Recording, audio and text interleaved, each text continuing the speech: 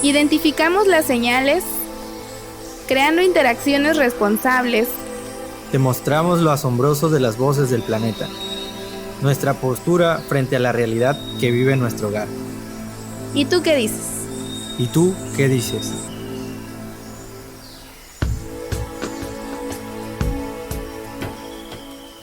Hola, ¿qué tal? Bienvenidas a todas las personas que nos están viendo nuevamente. Estamos aquí con ustedes en Las Voces del Planeta, en nuestro segundo capítulo de ya nuestra segunda temporada, y estamos muy contentos de que nos estén escuchando otra vez. Como cada semana, pues aquí vamos a estar, y hoy vamos a hablarles de un tema bastante interesante, y para eso tenemos a una invitada muy especial. Es nuestra compañera, la bióloga Gloria Rosaura Meneses. Rosaura, bienvenida, un aplauso.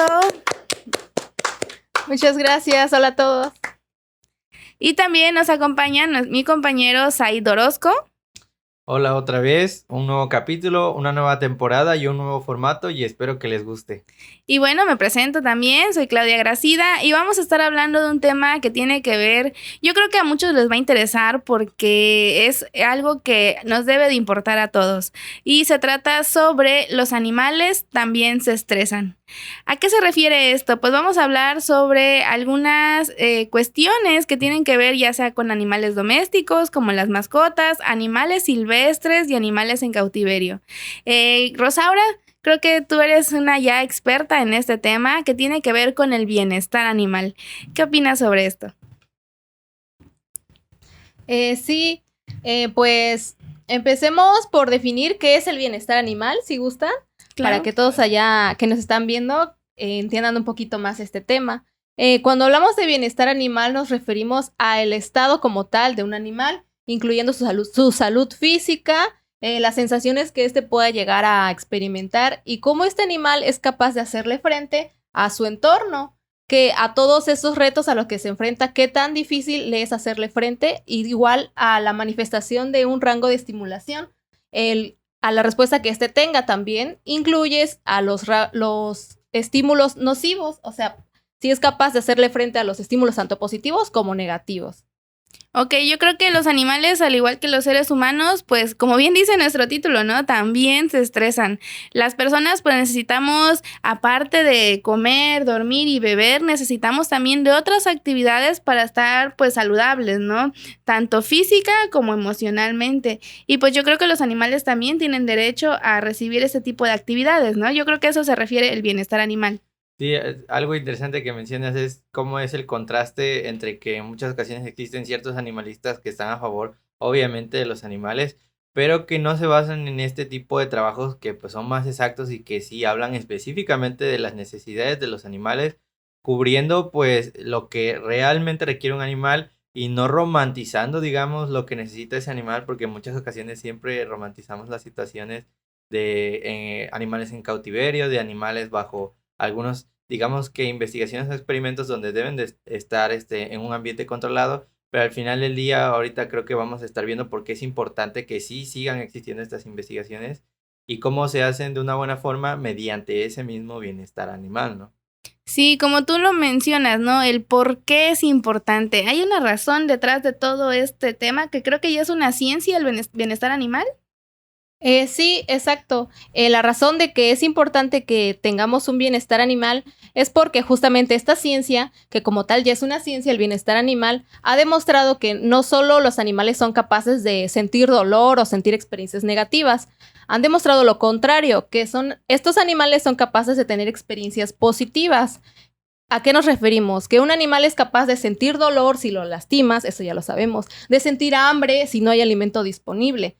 Entonces, este animal va a buscar la manera de satisfacer estas necesidades. Si en cautiverio este animal no puede evitar este tipo de cosas, no puede evitar el hambre, el dolor, el sufrimiento, podríamos decir que tiene un bienestar pobre. Entonces, lo que nosotros hacemos es brindar alimento para que ya no tenga hambre. Brindar, por ejemplo, llevarlo al veterinario para que ya no sienta dolor, o evitar una amenaza para evitar que sienta miedo. Pero no solo nos podemos quedar hasta ahí, también podemos ofrecer, por ejemplo, un alimento realmente nutritivo para que este animal se sienta, ¿cómo se dice? Se sienta vigoroso, se sienta con energía. Bien, sí. Podemos, por ejemplo, darle un entorno para que se sienta seguro, para que se sienta confiado, para que se sienta, por ejemplo, en un entorno en el que él pueda expresar su comportamiento innato. O sea, no podemos quedarnos con ofrecer lo básico a un animal. Ya podemos dar ese extra para que ese animal se desarrolle en óptimas condiciones y su comportamiento sea basado como es el comportamiento normal de su especie en vida libre. Ok, lo que entiendo es que el bienestar animal también lo que busca es que si es una especie, digamos, silvestre, o por ejemplo, un mono, un jaguar, un mapache, es que se comporte de la forma más natural posible. Algo así es lo que busca esta ciencia, entonces. Sí, algo que me interesa muchísimo que acabas de comentar es cómo mencionas de que no es o sea, lo que mencionabas de alimento, de los requerimientos básicos, no cubre todo lo que es un bienestar. Y es como la analogía de cuando los papás le dicen a los hijos de que, oye, pero ¿por qué te estás quejando si casa nunca te faltó y Claro. alimento siempre tuviste? Pero obviamente como padre, pues ellos les corresponden muchísimas más cosas, principalmente hablando de atención, que también en los animales la atención de manera analógica sería pues ese enriquecimiento del que creo que nos vas a estar comentando, ¿no? Ok, entonces, pues bien lo has dicho, ¿no? Es una ciencia, es medible y pues eso hace que pueda mejorarse, ¿no? ¿Cómo se mide el bienestar animal en algunas especies? Sí, hablando ya del bienestar animal en cautiverio, en zoológicos y acuarios, ellos se basan en un modelo que se llama el modelo de los 5 dominios. Otros autores lo llaman como el modelo de las 5 libertades. En los derechos animales se mencionan como libertades, pero ahorita vamos a tomarlo como el modelo de los 5 dominios. Este incluye 5 puntos, que es la nutrición, que es obviamente cómo estás alimentando a estos animales, debe tener una alimentación óptima, es el comportamiento, lo que les mencionaba, que un animal sea capaz de mostrar sus comportamientos innatos propios de su especie, lo que es también el entorno, qué es lo que el animal, en qué entorno se está desenvolviendo este animal, se va de la mano mucho con el comportamiento, también obviamente la salud física y la salud mental. En la salud física, obviamente, que no tenga enfermedades, que esté libre de dolor, libre de miedo. Por ejemplo, en la salud mental, le llamamos salud mental, pero aquí es donde se refiere a que el animal se muestre en confianza, se sienta protegido, se sienta con la libertad de mostrar su comportamiento y saber que no es amenazado. A este tipo de cosas se refiere un poco lo que es la salud mental del animal. Oh, muy bien. Entonces, pues yo creo que estas características son las que ayudan como que a entender el estado en el que se encuentra y de ahí se toman pautas, ¿no? Si, por ejemplo, vemos que tiene un dolor, por ejemplo, tú nos mencionabas, ¿no? Llevarlo al veterinario. Entonces, yo creo que hay estrategias para cada uno de los dominios, y que se implementan hablando principalmente de especies que están en cautiverio y con esto nos referimos a las que están, por ejemplo, en zoológicos, acuarios, en UMAS, en PIMS y demás, ¿no? ¿Cuáles son algunas de estas estrategias que utilizan para mejorar cada uno de estos dominios? Sí, mira, por ejemplo, hablando del cautiverio, muchas veces el bienestar animal nosotros lo podemos medir mediante el comportamiento de estos 5 dominios. El principal, por así decirlo, con el que nosotros medimos el bienestar es el comportamiento. Este comportamiento en zoológicos y acuarios comúnmente se va midiendo mediante el rellenado de etogramas. Esta es una herramienta que comúnmente se utiliza para que nosotros evaluemos a qué comportamientos un animal está dedicando más de su tiempo.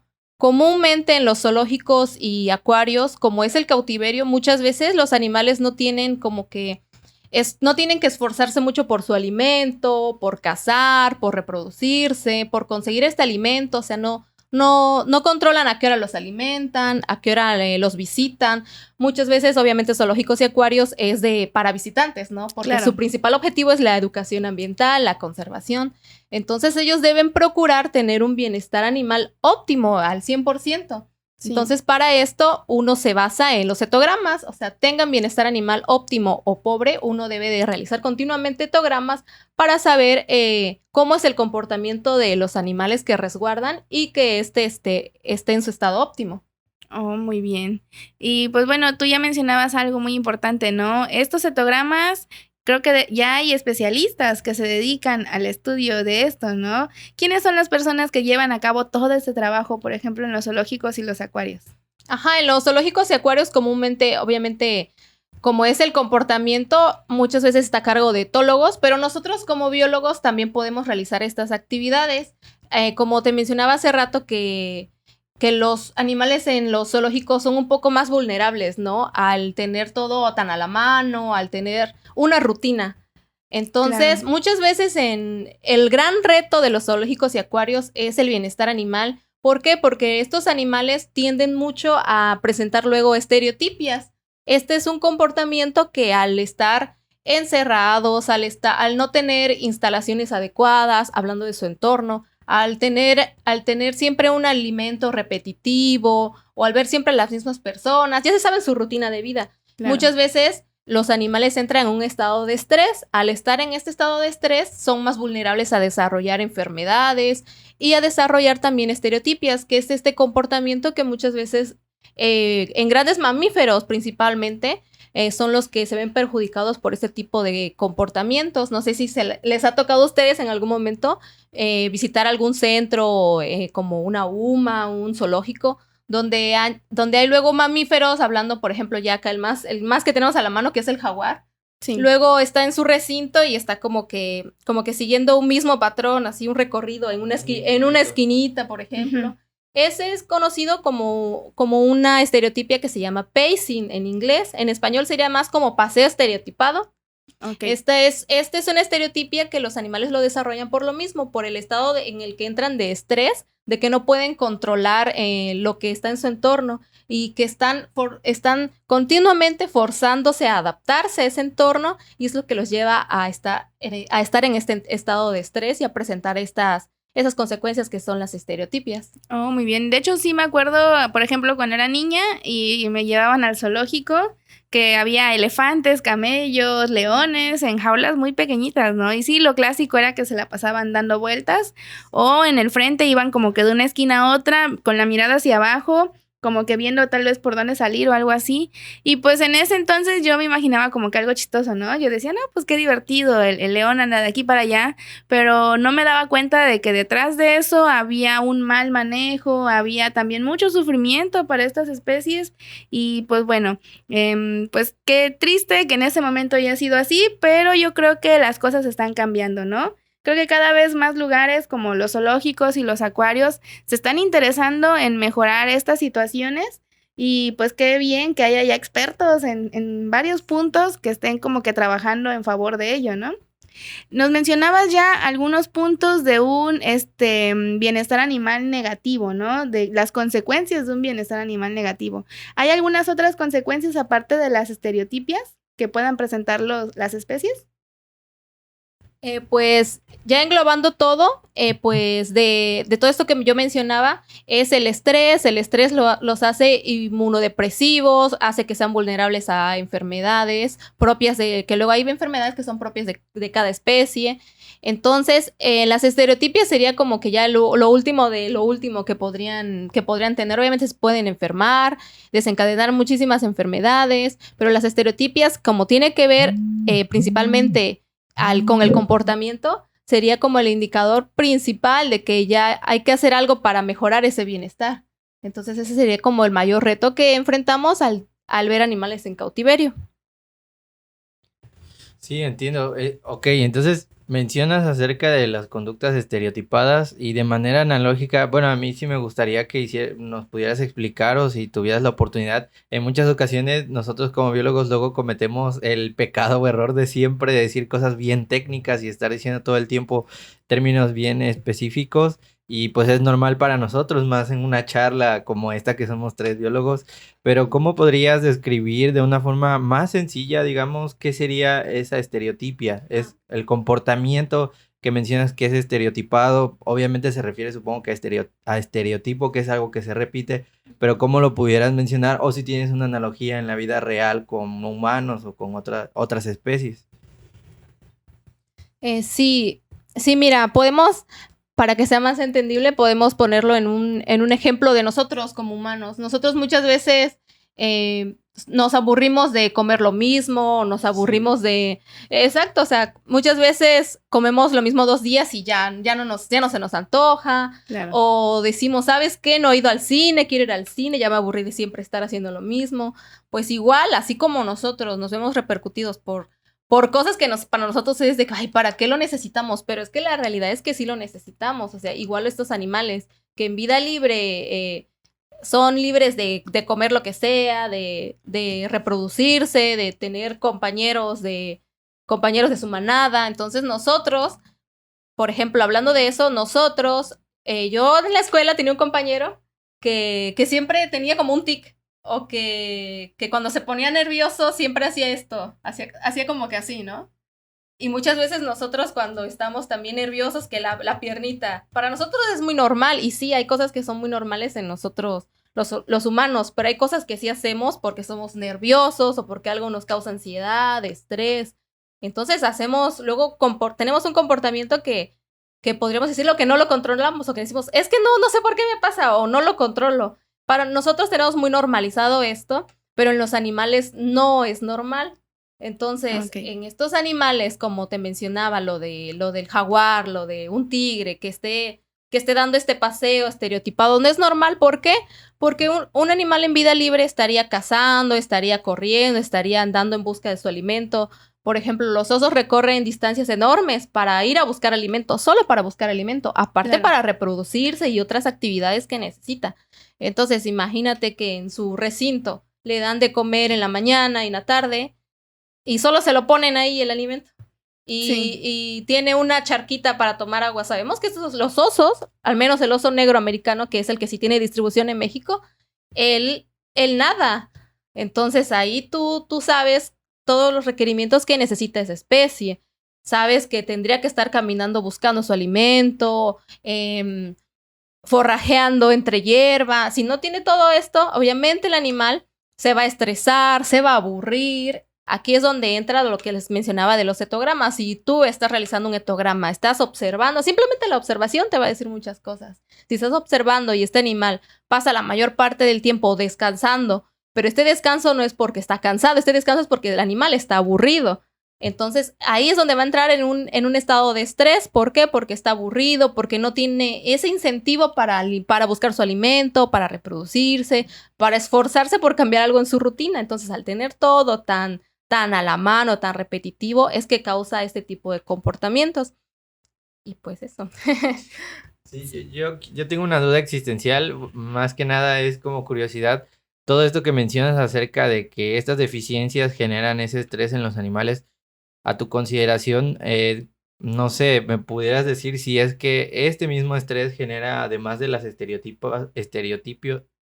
las conductas estereotipadas, además de eso, no sé, no los vuelve más agresivos? Porque hace tiempo estaba viendo un documental que se llama Blackfish, donde habla del encierro de las orcas, y que las orcas pues son animales que nadan muchísimas distancias completamente en vida libre. Entonces habla de cómo se volvió muy agresiva uno de los especímenes que tenían y cómo lamentablemente atacó a su cuidadora y pues falleció por este ataque. Entonces no sé si eso también influye en que si el estrés sí les está generando esa agresividad, o como son fauna silvestre realmente o simplemente actúan como deberían de actuar en la naturaleza.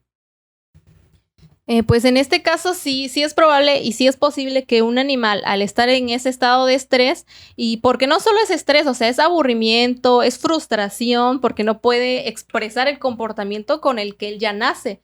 Nosotros debemos de proveer todo este ambiente para que él exprese ese comportamiento y no esté con frustración, con aburrimiento, con estrés. Y sí es posible que ese animal sea más agresivo por esta causa. Muchas veces, hablando de un perro, o sea, si tú tienes a tu perro, muchas veces tenemos este estereotipo de las razas, de que sentenciamos mucho una raza, por ejemplo, los perros pitbull.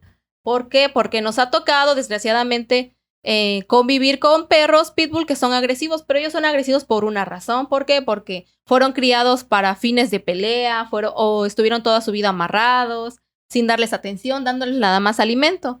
Entonces nosotros decimos, es que este animal, esta raza es peligrosa, o en unos países de Estados Unidos están prohibidos, por ejemplo. Pero yo tengo un pitbull, por ejemplo, nunca estuvo amarrado, tratamos de alimentarlo lo mejor que podemos, de darle atención, y mi perro no es agresivo. Muchas veces eso es lo que pasa con la fauna silvestre también. La fauna silvestre, si tú no te metes con ella, no te va a hacer ningún daño. La frase esa dice que a veces el mejor manejo es el que no se hace. Claro. O sea, ¿cómo vas a decir, ay, es que me atacó? Pues sí, pero tú interveniste, tú te acercaste a él, quisiste manipularlo. Entonces ahí es donde entra que ya nosotros vamos calificando de agresividad a un animal, pero depende mucho también de lo que nosotros le estamos haciendo a ese animal. Entonces sí es posible que un animal, de acuerdo a lo que nosotros le estamos ofreciendo, él también responda con agresividad o con este tipo de cuestiones que les mencionaba. Claro, yo creo que aquí es en donde radica también la importancia del tener mascotas de fauna silvestre, ¿no? Si de por sí ya estás mencionando, por ejemplo, con un perro, que algunas razas tienen ciertas características, tienen ciertas necesidades, algunas requieren de más cosas que de otras, pues imagínense ahora una especie que normalmente no es mascota, pues es muchísimo trabajo, ¿no?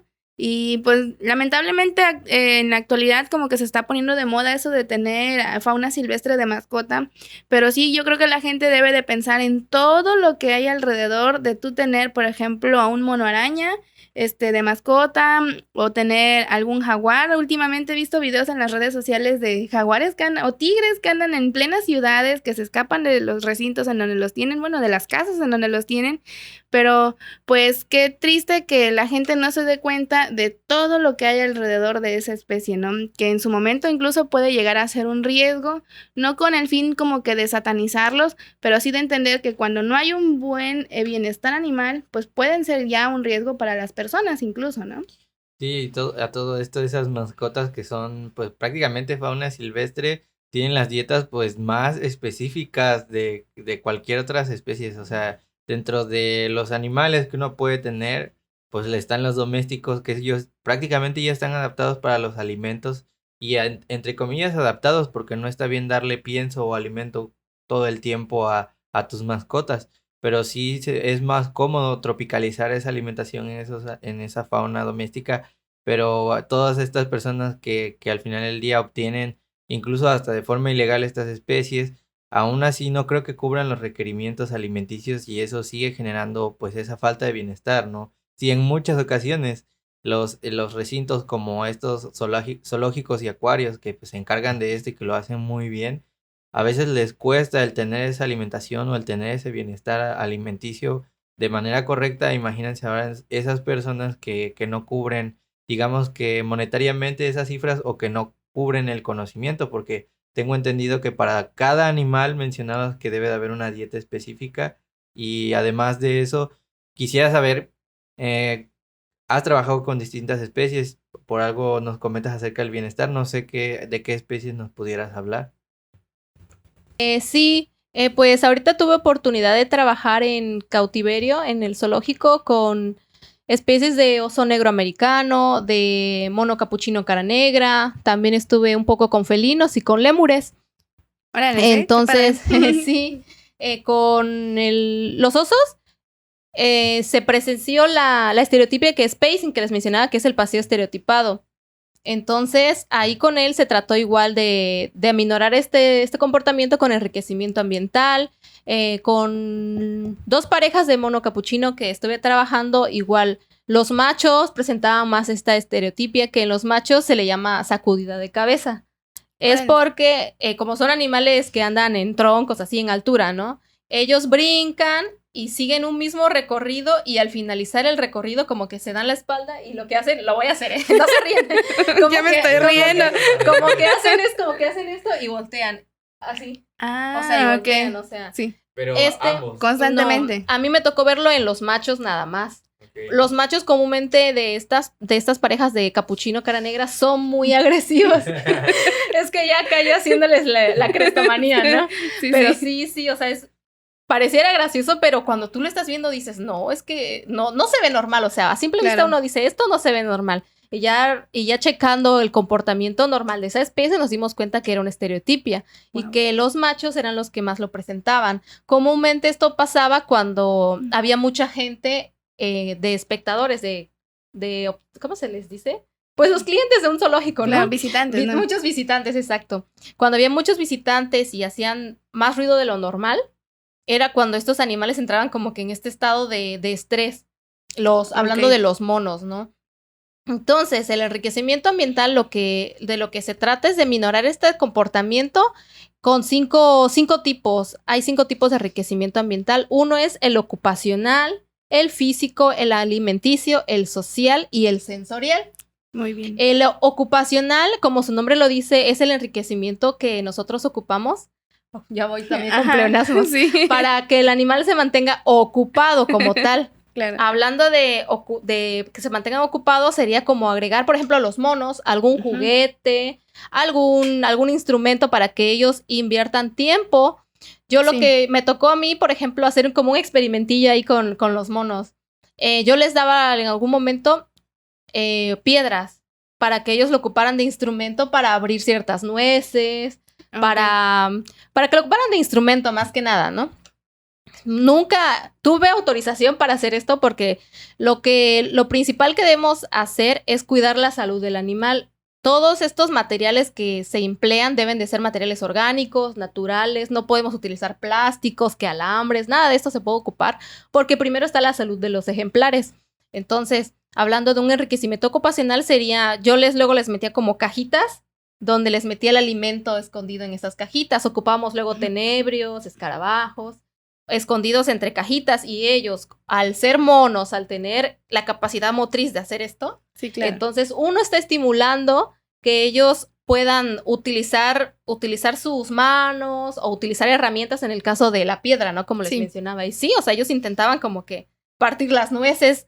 Entonces era ahí como que ir viendo qué era lo que necesitaban, los requerimientos propios de la especie. No vamos a ir y meterle es un frasco a un oso, ¿no? Claro, lo que va a hacer es que lo va a desgarrar. Entonces uno debe de investigar primero bien los requerimientos de la especie, las necesidades y sus preferencias también. Porque luego trabajé con 2 parejas diferentes de monos. A algunos no les gustaba la pasta, por ejemplo. A otros sí. A unos preferían el hielo, otros no. O sea, tú tienes que ser muy observador, muy paciente con estos animales porque pues estás aprendiendo con ellos también. Entonces, hablando de eso, el enriquecimiento ocupacional es ese. El enriquecimiento social, pues simplemente que tengan un compañero de recinto, si es que eso es posible, si no son animales agresivos. Que tengan compañeros de recinto, que tenga una pareja. Por ejemplo, estas parejas de monos tenían una cría porque sí se reproducían continuamente. Igual el enriquecimiento físico es todo aquello que tú ingresas al entorno del animal para cambiarlo, para hacerlo diferente.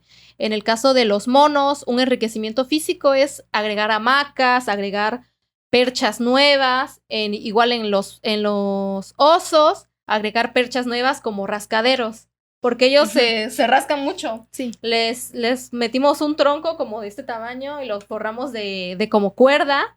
Y luego le poníamos entre las cuerdas hierbas aromáticas. Entonces ellos se la pasaban rascándose y a la vez lo aroma de las hierbas estimulaba pues su sentido del olfato, que es a donde voy al otro enriquecimiento, que es el sensorial. Este enriquecimiento sensorial lo que hace es estimular los sentidos del animal, el oído, la vista, el tacto, el olfato y ¿cuál me falta? ¿El gusto? Y el gusto. Sí. El gusto va muy de la mano con el alimenticio. El alimenticio es que nosotros tenemos que ofrecer la comida en muchas variedades, en tiempos distintos, cambiar la presentación, ofrecerlo colgado, escondido, congelado. En épocas de frío, ahí es donde nosotros podemos experimentar con los felinos, con los monos, en darle, por ejemplo, si les vas a dar carne, darles caldo de pollo congelado y el trozo de carne ahí congelado. Se van a divertir ahí tratando de descongelar descongelar la presa de pollo, por ejemplo. A mí me tocó a los monos hacerles como paletas de tuna. Había un día que hacía mucho calor y yo dije, ya sé qué voy a hacer hoy. Y yo les di como paletas de hielo, pero eran de tuna, obviamente, ¿no? Sí. Y tal cual, o sea, ellos lo agarraban del palito como una persona y ahí estaban. Y luego lo agarraron y como es hielo, les incentivaba luego a acicalarse. El acicalamiento es un comportamiento muy natural en los primates porque ellos mismos se andan como esculcando el pelo ahí entre ellos. Dedican gran cantidad de horas de su día en acicalamiento.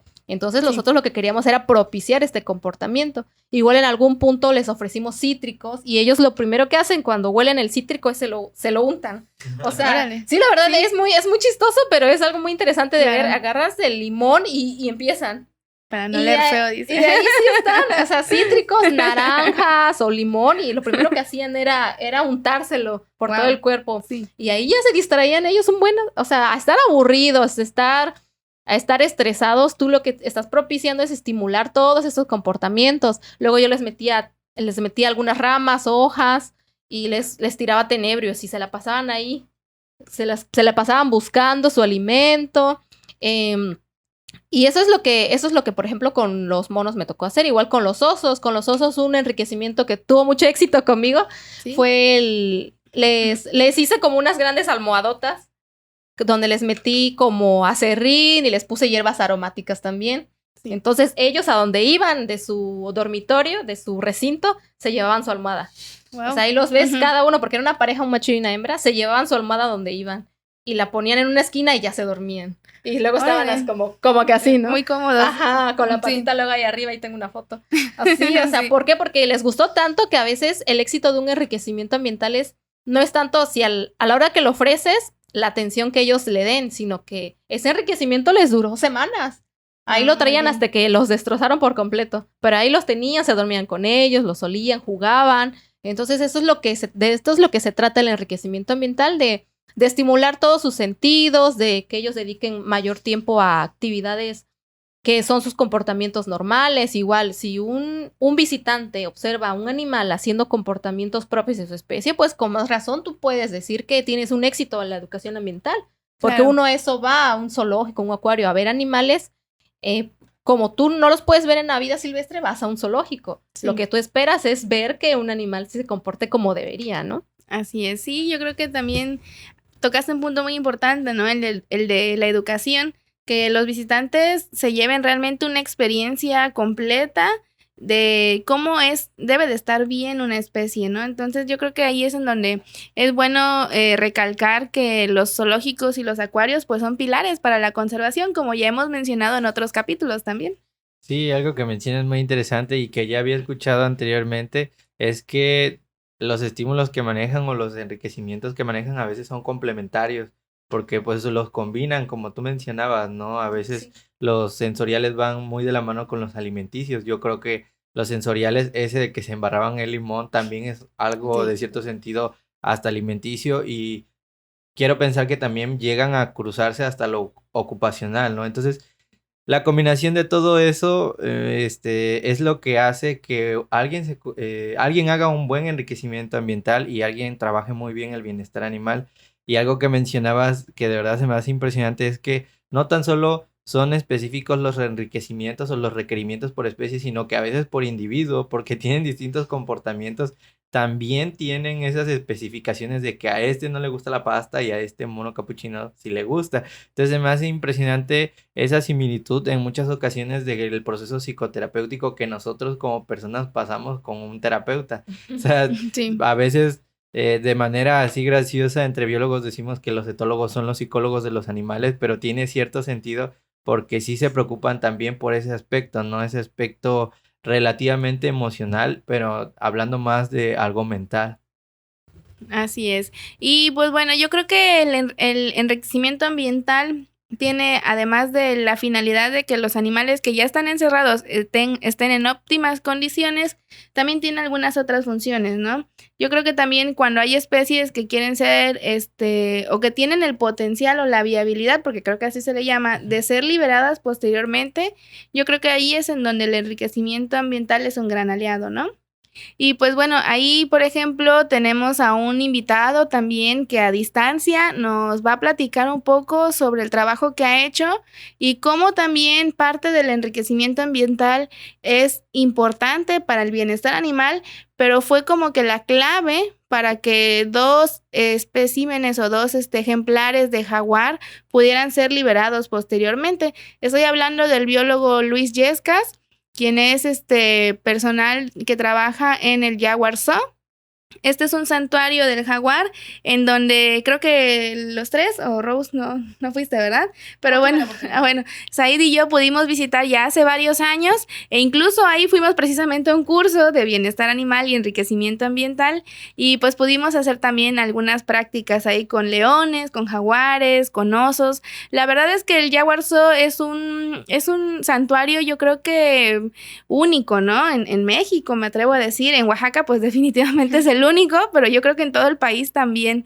Entonces, ¿qué les parece si vamos a ver esta cápsula de nuestro amigo Luis Yescas? Hola, soy el biólogo Luis Alberto Yescas Zárate, jefe del Departamento de Biología y Etología del Santuario del Jaguar. Esto es un centro de rescate que se dedica al rescate y conservación y preservación de felinos mexicanos, asimismo de algunas otras especies que se pueden mostrar al público, ya que son especies rescatadas de casas, de ranchos, de circos y que llegan a nosotros sin viabilidad de liberación. Tenemos principalmente dos líneas de acción, una que es la educación ambiental, donde recibimos turismo, los cuales siempre llevan un intérprete ambiental, que son nuestros biólogos, que trabajan directamente con nuestros animales y ellos van platicando un poco de lo que es la conservación, el cuidado y el mantenimiento de estos ejemplares bajo condiciones de cuidado humano. Tenemos la segunda línea de acción, que es la parte de investigación y liberación, y es en la que quiero contarles un poco de mi experiencia. Llevo cerca de 12 años trabajando con fauna silvestre, especializado principalmente en el jaguar, y en el 2016 tuvimos un proyecto sin precedentes del que quiero abundar un poco. Se nos llamó por el rescate de dos pequeñas jaguares que fueron extraídas de vida silvestre en la península de Yucatán por seres humanos que al parecer querían traficar con ellas. Posterior a esto, el gobierno nos solicita el apoyo para coadyuvar en un proyecto con fines de liberación, iniciando así el primer proyecto de liberación de jaguares en México. Me tocó participar muy de cerca, tuve la oportunidad de ir por estas jaguares, iniciamos haciendo un cambio de dieta, ya que normalmente al pensar que son mamíferos tratan de darle cualquier tipo de leche, incluyendo leche nido, leche alpura, leche de vaca, leches que no tienen los nutrientes necesarios para estas especies. Viajamos de emergencia, estuvimos 13 o 14 días aproximadamente estabilizando su salud con un sustituto de leche especial que nosotros hemos utilizado por años. Y después de esto emprendimos un viaje por carretera de casi 27 horas. Para que se den una idea, un bebé jaguar consume leche aproximadamente cada 2 horas y media, día y noche. Llegando a nuestras instalaciones, empezamos nuestro protocolo de trabajo, ingresando estas pequeñas a la etapa 1, que es una zona muy pequeña de madriguera, donde nuestras jaguares recibían su leche a través de un vientre materno falso, el cual no solo contenía 6 biberones simulando los 6 pezones de una jaguar hembra, sino que también tenían el olor de una jaguar que lo habíamos impregnado a ese vientre materno falso y también el sonido con el que una mamá jaguar llama a sus cachorros a la hora de comer en la madriguera. Todo esto era con fines de evitar ese contacto con el humano y que ellas se improntaran. Este término quiere decir que se acostumbren al humano y no puedan crear un desapego. Continuamos durante esta etapa por cerca de 2 meses, pasando luego a la etapa 2, donde ya viene el destete y el cambio de dieta. El cambio de dieta es utilizar una leche un poco más espesa, la cual se impregna en la carne para que ellas vayan haciendo ese cambio lento y paulatinamente sin provocar un problema estomacal. Empezaron a cazar presas vivas conforme ellas iban creciendo, el tamaño de la presa va cambiando según el tamaño del jaguar y la etapa en la que se encuentre. Y bueno, para todo esto pues es importante conocer toda la biología, la conducta, la ecología de los jaguares que se describe en la literatura a través de muchos estudios que se llevan en campo. Una vez que nosotros ingresamos a estas jaguares a la etapa 3, que es un simulador de vida silvestre de aproximadamente 1,5 hectáreas, empezamos a desarrollar y buscar las conductas que caracterizan al jaguar como el gran vínculo con el agua. Estos jaguares recibían actividades especiales en las cuales tenían que buscar su propio alimento, incluyendo la sumersión en el agua. Fueron tan buenas cazando en tierra, sobre los árboles, como en el agua. Evaluando que ellas, su desarrollo era bastante positivo, decidimos continuar con la etapa 4, que fue la preliberación, la cual fue el traslado nuevamente hacia la zona donde ellas fueron extraídas con el fin de mantener esos genes en la zona que pertenecen. Ahí permanecimos por 4 meses en la preliberación, que es la etapa 4, donde los ejemplares tienen que adaptarse, aclimatarse al sitio donde van a ser liberados, haciendo una liberación suave y brindándonos un mayor porcentaje de éxito en estas liberaciones. Una vez que ellas estuvieron listas, se abre una puerta a distancia y ellas se integran por sí solas a la naturaleza a un ritmo lento. Tienden a explorar, y para esto el seguimiento que nosotros dimos fue a través de collares de monitoreo que traen un GPS incluido. Se programaron para que cada 4 horas nos estuvieran arrojando señales y nosotros poder saber de su movimiento a través de la selva. Y muy importante, teníamos nosotros que asegurar que estas jaguares aprendieron a vivir en vida silvestre, sin acercarse a casas, a ranchos, exponiendo a las personas o exponiendo su propia vida. Por fortuna, ellas siempre se mantuvieron en zonas de selva, en zonas alejadas de poblaciones humanas, y con esto, al paso del tiempo, los collares traen una aplicación en la cual se desprende automáticamente, cae al suelo y las jaguares quedan en total libertad. Es un poco y resumido de todo este proyecto que nos llevó cerca de 3 años para poder llegar a nuestro objetivo final, y que el 11 de marzo de este presente año festejamos los 2 años de la liberación de estas jaguares, que fueron nuestra punta de lanza en este proyecto en México. Ahora mismo nos encontramos en el trabajo con otros 2 jaguares y recientemente, incluyendo a nuestra experiencia, 3 cachorros de puma que también se integran, ellos llegados desde Pachuca, Hidalgo, siendo así Oaxaca el único centro de rescate en México con la experiencia, las instalaciones adecuadas y el personal correcto para rehabilitar y reintegrar jaguares y pumas a la selva. Pues bueno, esa fue la cápsula del biólogo Luis. De verdad que muchas gracias por habernos compartido ese trabajo o esa información de tu trabajo que has realizado en este santuario tan impresionante. Ya lo han mencionado, que es algo increíble el trabajo que realizan ahí. De verdad que sí llega a impresionar por el hecho de que no se ha hecho ese tipo de investigación, no se ha trabajado tanto en esos rubros de enriquecimiento ambiental para esas reintroducciones. Prácticamente es volver o fungir como el proceso silvestre para capacitar a un animal, de manera que en fauna silvestre esos ejemplares, esos individuos hubieran aprendido a nadar, hubieran aprendido a brincar, hubieran aprendido a hacer todas esas actividades que son normales para ellos, mediante pues la crianza de su madre en algunos casos, o entre la convivencia de sus iguales.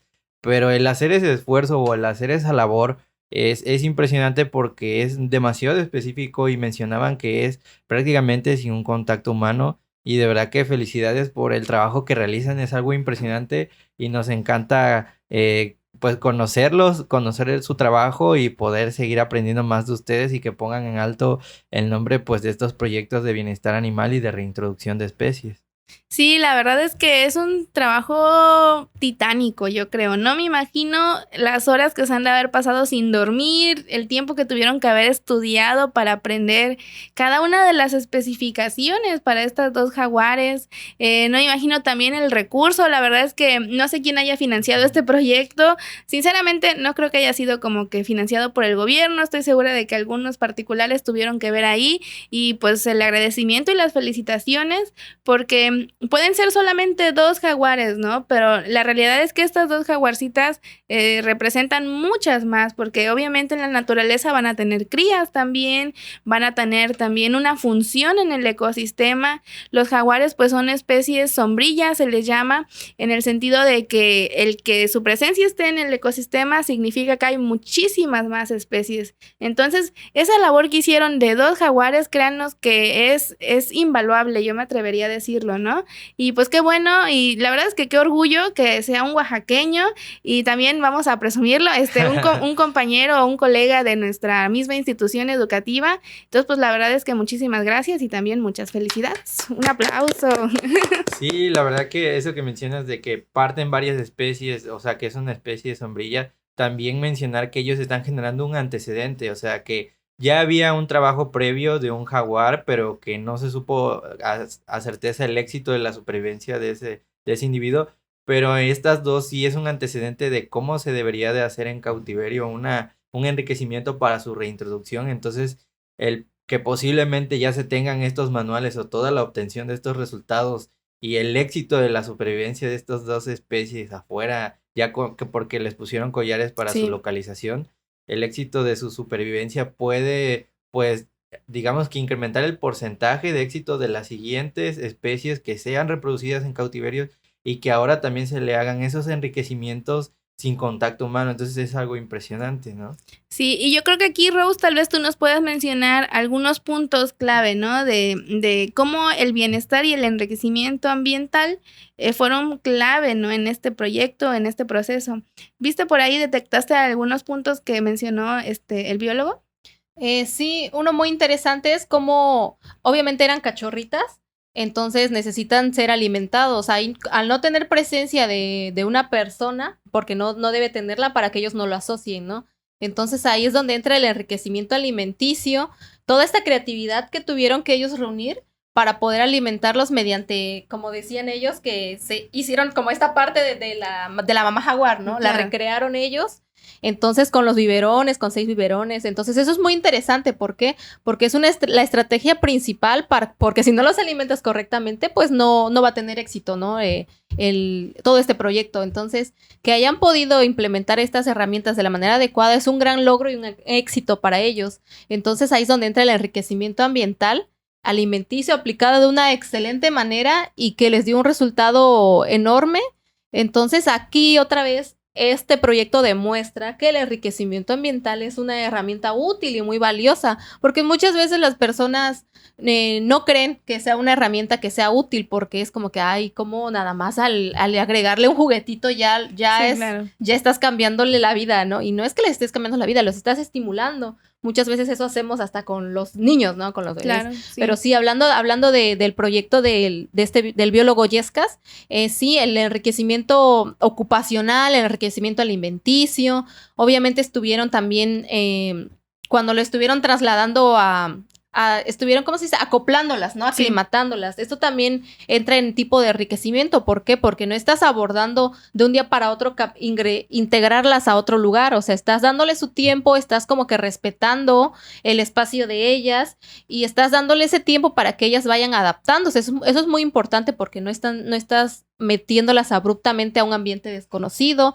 Ahí es donde entra que estás procurando su salud mental. ¿Por qué? Porque se están sintiendo en confianza al conocer previamente el lugar al que van a ser reintroducidas. La verdad, esta herramienta del enriquecimiento ambiental la implementaron al 100% en este proyecto y pues qué bueno que les dio el éxito que debería tener y que les sirvió de mucha ayuda a todas estas herramientas. Sí, y qué padre también que ya no nada más son 2, sino como él nos menciona, ya están otras 2 más en este Exacto. proceso y también ya algunos pumas, ¿no? Como nos menciona en el video.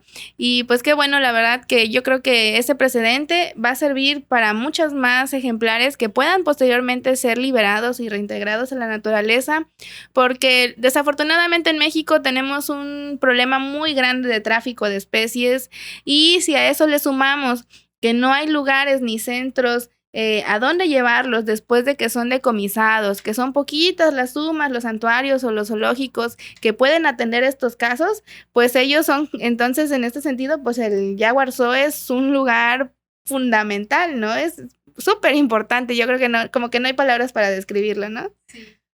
Sí, y algo interesante es cómo, digamos que estando muy en el sur, donde a veces la escasez de proyectos o de oportunidades es bastante notoria, y ver que a pesar de las dificultades, porque sé que como cualquier zoológico no tan comercial tienen ciertas dificultades para desarrollar esos programas, persistieron y siguieron hasta llegar a los fondos suficientes y poder obtener estos resultados. Yo creo que esa es la característica de un buen proyecto, de un buen biólogo, de un buen programa de bienestar y dentro de muchos otros programas que pudiera haber dentro de la biología o de la ciencia, pero sí es destacable, la verdad es que es destacable porque el conocimiento pudiéramos tenerlo, pero esa persistencia de querer seguir, tener buenos resultados y seguir gestionando y gestionando la verdad que sí es algo impresionante. Sí, también un muy buen trabajo de equipo, porque bueno, ahorita en el video estamos viendo al biólogo Luis, pero estoy segura de que junto a él hay un gran equipo de trabajo también y cada uno fue importante, fue una parte muy fundamental para que todo este proyecto pudiera ser exitoso, ¿no? Y pues bueno, entonces ya estamos hablando sobre el enriquecimiento y el bienestar en fauna silvestre.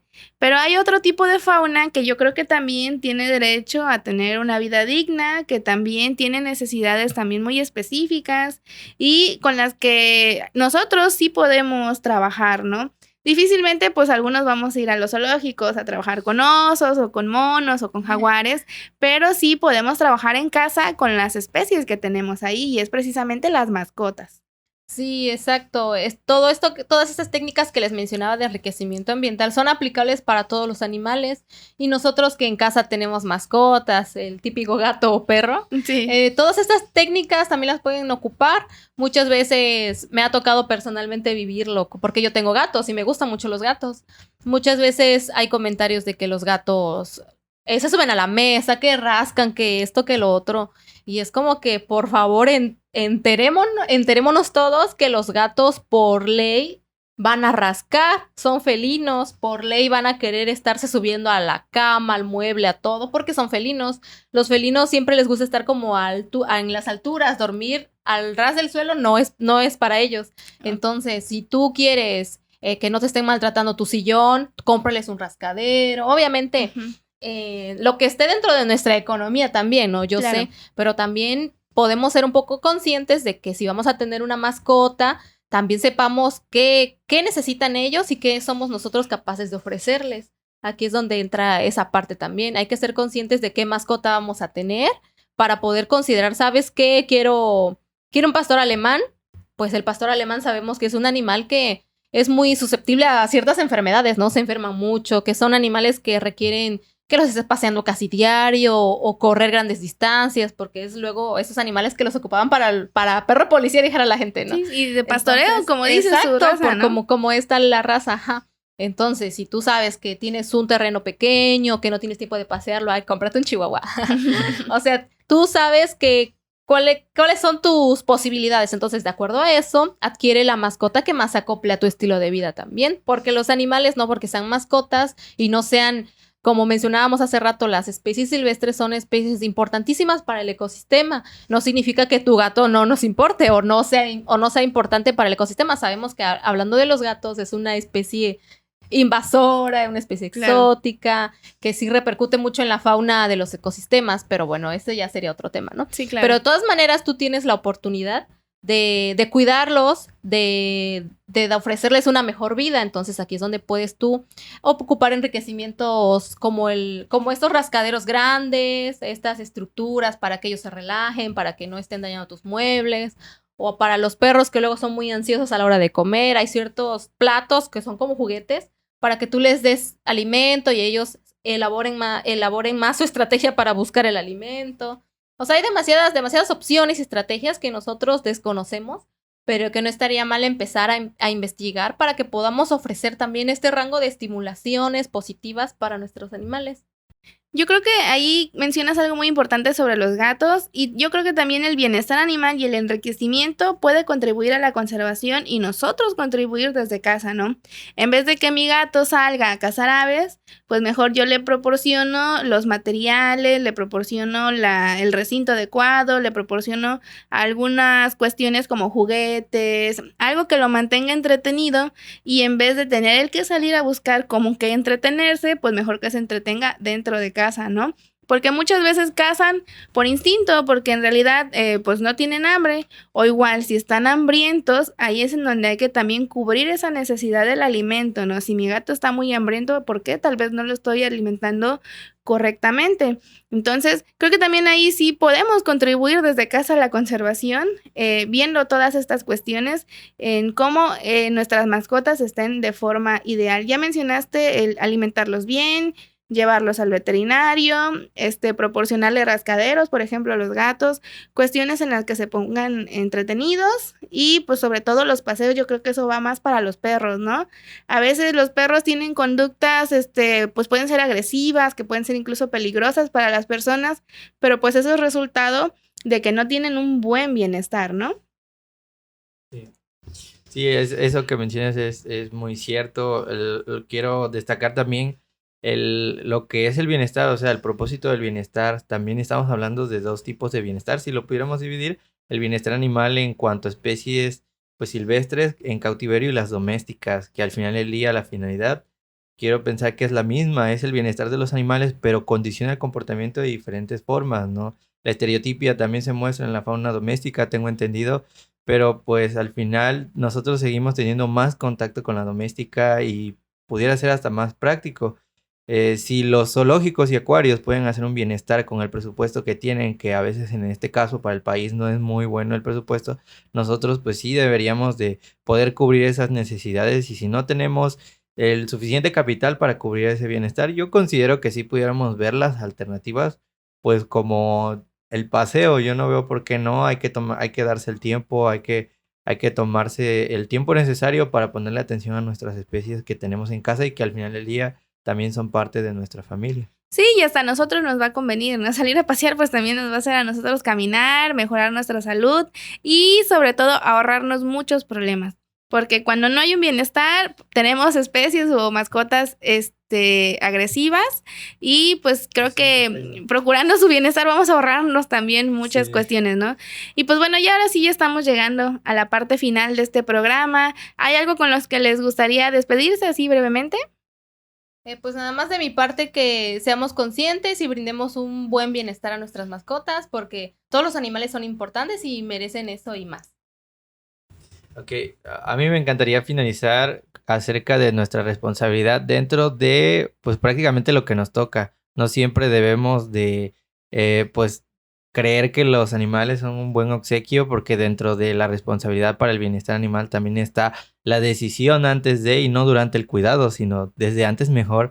Es más fácil ahorrarte esa responsabilidad y siempre lo he mencionado, yo creo que un niño no necesita una responsabilidad como lo es una mascota, y también incluso por un momento de alegría o un momento de digamos que de pensar que pudieras tener ese compañero, pues ¿crees que es buena idea comprarlo? Yo creo que sí sería buena idea que cuando estés en ese momento tomes la decisión y pienses lo más viable. Claro, y pues bueno, a mí me gustaría concluir con el hecho de que la investigación es la base de todo, la información nos va a ayudar a evitar también muchos problemas y generar bienestar tanto para los animales como para nosotros, y también quiero invitarlos a que nos sigan en nuestras redes sociales. Nos encuentran en diversas plataformas como Facebook, YouTube, Spotify e Instagram como Las Voces del Planeta. Ahí vamos a estar subiendo contenido y pues los próximos capítulos, y pues quiero agradecer nuevamente tanto a Rosaura como nuestra invitada y al biólogo Luis y a todo el equipo del Jaguar Sol. Les mandamos un saludo y de verdad nuestro sincero reconocimiento por todo lo que hacen. Y pues bueno, ahora sí, ya llegamos a la parte final de este programa. Agradecemos enormemente el que nos hayan escuchado y pues recuerden, yo soy Claudia. Yo soy Rosaura. Y yo soy Said. Y estuvieron escuchando Las Voces del Planeta. Hasta la próxima. Bye. Y ahora vamos a ver los avances de los proyectos de Pantera AC. El proyecto ha tenido diversos avances de sus actividades que a continuación te mostraré. Como inicio de las actividades, se dio pie a la creación de un convenio de alianza estratégica entre Chamí Ecotienda y Pantera AC, con la finalidad de unir fuerzas para lograr el mismo objetivo, que es contribuir a la conservación de las selvas. De esta manera, el proyecto se ha podido trabajar de manera conjunta con diversas personas de esta ONG. Se han realizado visitas a las comunidades con la finalidad de dar a conocer el proyecto e invitar a la participación de este, siendo el primer productor Javier Álvarez de Artesanías Mazar, quien hace arte a partir de fibras naturales biodegradables y además contribuye a la proliferación de la especie de árbol nativo Crescentia cujete en el municipio de Jalapa de Díaz, Oaxaca. Realizamos su asesoría y capacitación en branding, fotografía de producto, además de mejorar su distribución y ventas. Posteriormente se obtuvieron los siguientes colaboradores: quienes son la comunidad de San Rafael Agua Pescadito, pertenecientes al municipio de Valle Nacional, Oaxaca. Una comunidad con 3.500 hectáreas de selva en conservación, en la que, bajo el correcto aprovechamiento, producen y elaboran el café Li, un café arábigo que permite que la comunidad siga manteniendo bajo conservación estas áreas debido a que su producción no es agresiva con estos ecosistemas. Realizamos también su asesoría y capacitación en branding, fotografía de producto, además de mejorar su distribución y ventas. Y también ha llegado la colmena de Fran para unirse a nuestra colonia, una marca excelente y sustentable elaborada y creada por la ingeniera Araceli Osorio, quien es una excelente transformadora de materias primas. La colmena de Fran es una marca que saca provecho de un alimento ancestral, el cual ha sido consumido por diferentes culturas desde hace miles de años, la miel. La elaboración de estos productos incentiva al mantenimiento y proliferación de las abejas, organismos indispensables para el funcionamiento de los ecosistemas, los cuales son importantes para la disminución del cambio climático. Igualmente, realizamos su asesoría y capacitación en branding, fotografía de producto, además de mejorar su distribución y ventas. Y finalmente, conseguimos colaborar con la marca Opción B, quienes cuentan con productos ideales para guardar compras y alimentos, hechos a partir de fibras naturales y otros de materiales reutilizables, lo que disminuye los plásticos de un solo uso y junto con ello su gasto energético y su huella de carbono. Además de esto, logramos establecer el primer módulo físico en la ciudad de Tustepec, gracias a la colaboración con el Parque Familiar Los Charcos, y también ya contamos con uno móvil para actividades en ferias y eventos sociales, donde ya hemos participado en diferentes partes de la cuenca del Papaloapan.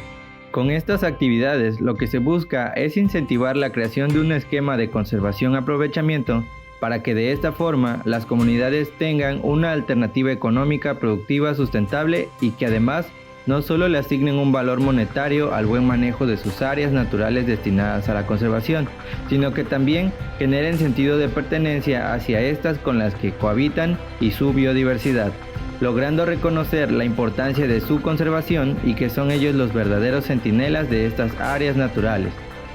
Nuestra siguiente meta es trabajar con más productores y más comunidades que busquen el mismo objetivo que Chamí Ecotienda, el hacerle frente a la crisis climática. Para Café Li en particular, ya estamos trabajando en un programa de ventas y abasto en cafeterías del centro de la región con la finalidad de incrementar la venta de este producto y asegurar la conservación de esas 3.500 hectáreas de selva.